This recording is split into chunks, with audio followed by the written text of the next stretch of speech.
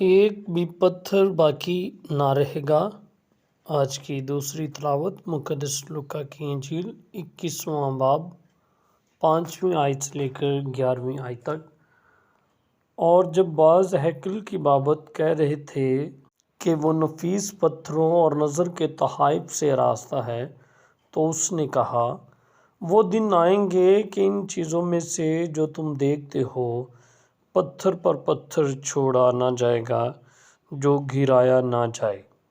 تب انہوں نے اس سے پوچھا کہ اے استاد، یہ باتیں کب ہوں گی اور جب ہونے کو ہوں تو اس کا کیا نشان ہوگا؟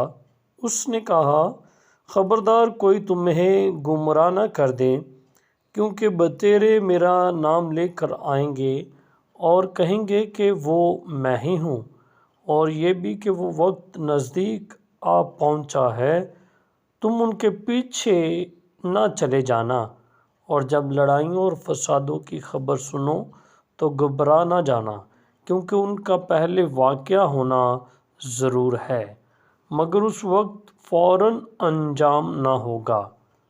پھر اس نے ان سے کہا کہ قوم پر قوم اور بادشاہی پر بادشاہی چڑھائی کرے گی، اور بڑے بڑے زلزلے آئیں گے اور جا بجا وبائیں اور کال پڑیں گے، اور دہشت ناک باتیں اور آسمان سے عظیم نشان ظاہر ہوں گے۔ پاک کلام کے پڑھے اور سنے جانے پر خداوند کی خاص برکت ہو۔ خدا کا شکر ہو۔